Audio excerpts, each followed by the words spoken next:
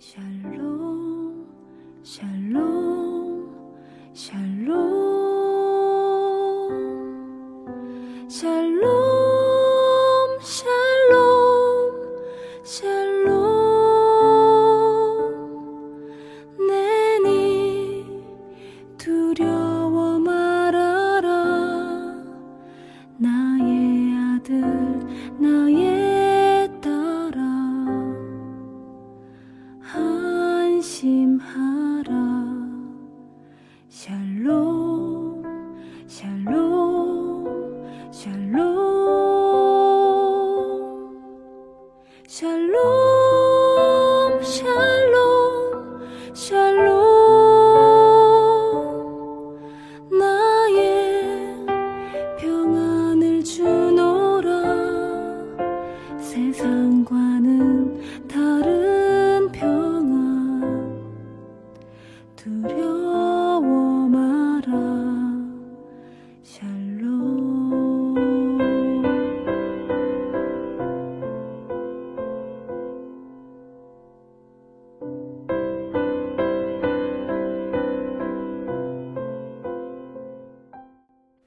(6월 14일) 늘 푸른 아침 예배를 하나님 앞에 올려 드리겠습니다.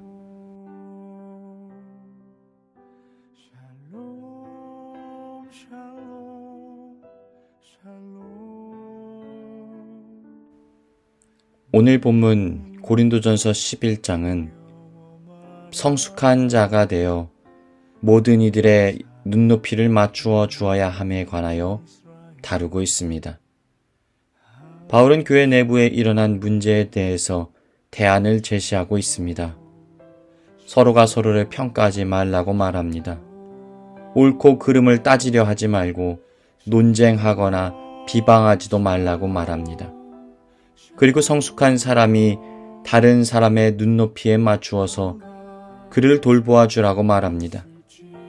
자유함 속에서 배려하고 스스로를 제한하라고 권면하고 있습니다. 이것이 바로 그리스도인들이 가져야 되는 사랑인 것입니다. 바울은 교회가 세상을 향하여서도 이러한 눈높이에 맞추어 주어야 한다는 것을 권면합니다. 4절부터 5절 무릇 남자로서 머리에 무엇을 쓰고 기도나 예언을 하는 자는 그 머리를 욕되게 하는 것이요 무릇 여자로서 머리에 쓴 것을 벗고 기도나 예언을 하는 자는 그 머리를 욕되게 하는 것이니 이는 머리를 민 것과 다름이 없습니다. 당시 고대 근동사회의 문제는 여성이 외부 활동을 할 때 머리에 두건을 쓰는 문화가 일상으로 자리하고 있었습니다. 왜냐하면 당시의 문화 속에서 여성이 머리에 두건을 쓰지 않는다라는 것은 거리의 여인, 몸을 파는 여인이라는 의미를 가지고 있었기 때문입니다. 남편이 없는 여인이라는 것이지요. 오늘날 근동지역에서도 여전히 이러한 문화가 자리하고 있습니다. 주요 관광지의 특정 지역을 들어가게 될 때에는 격식을 차리기 위해서 여성은 머리에 무언가를 써야만 입장이 가능한 것입니다. 그런데 당시 고린도 교회에서는 이러한 사회의 문화를 받아들이지 않으려는 움직임이 있었습니다. 제한받을 필요가 없다라고 여긴 것이지요. 우리는 진리 안에서 자유하기 때문에 교회는 사회의 문화를 받아들이지 않아도 된다라는 생각이 있었습니다. 그래서 교회 안에서 여성들은 머리에 두건을 쓰지 않습니다. 그런데 문제는 여인들이 교회 안에서 두건을 쓰지 않으므로 다른 외부의 사람들이 교회를 오해하게 되는 문제가 발생했던 것입니다. 교회가 타락하고 사회적으로 문란한 곳으로 생각하게 되었던 것이지요. 그렇기 때문에 바울은 다른 연약한 자들을 위하여서 두건을 쓰는 것이 좋다라고 권면합니다. 그런데 세속의 문화를 교회 안에 끌어오는 것으로 느껴져서 마음이 불편한 성도들이 있다면 다른 의미로 이것을 해석하라고 말합니다. 성경이 말하는 가정의 질서를 받아들이는 개념으로 이해하라는 것입니다. 여자의 머리는 남자이고 남자의 머리는 그리스도이시고 그리스도의 머리는 하나님이신 것처럼 내가 두건을 사용한다라는 것은 하나님을 나의 주권자, 주인이심을 인정하는 의미로 받아들이라고 말하고 있는 것입니다. 그렇게 해서라도 다른 이들을 배려하고 사회에 오해를 풀라라고 권면합니다. 사랑하는 여러분, 우리에게 다른 이들을 배려할 힘과 능력이 혹시 있다면 주님의 성육신의 모습으로 우리를 낮출 수 있어야 합니다. 죄의 영역이 아니라면 다른 연약한 이들의 눈높이에 우리의 삶을 맞추어 줄 수 있어야 한다라는 거예요.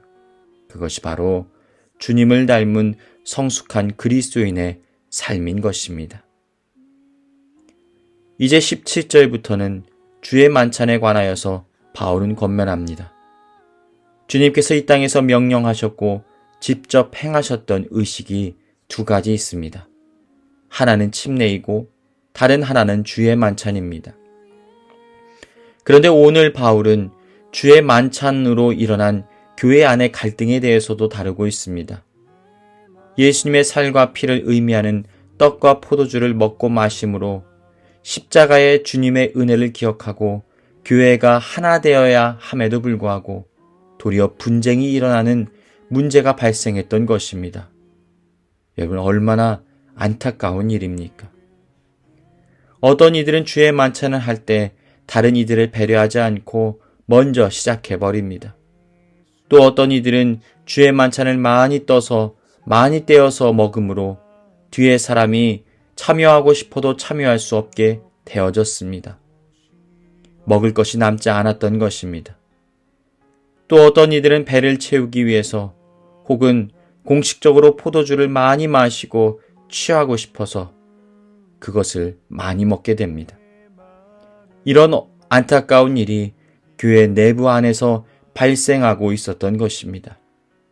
얼마나 황당하고 얼마나 안타까운 일입니까? 21절부터 22절.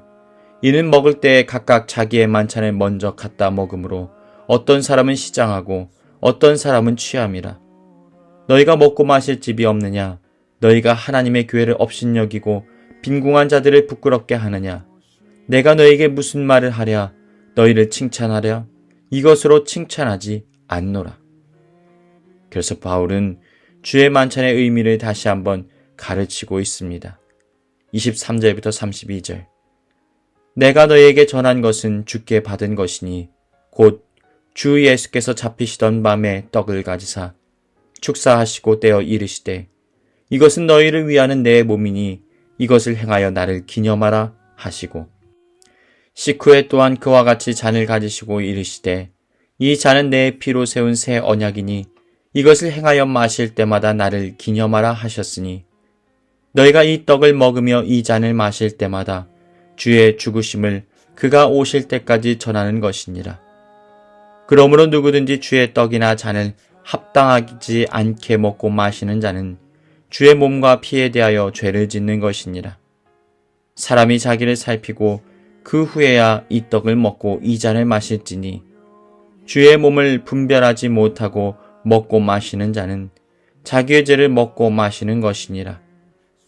그러므로 우리 중에 약한 자와 병든 자가 많고 잠자는 자도 적지 아니하니 우리가 우리를 살폈으면 판단을 받지 아니하려니와 우리가 판단을 받는 것은 주께 징계를 받는 것이니 이는 우리로 세상과 함께 정죄함을 받지 않게 하려 하심이라.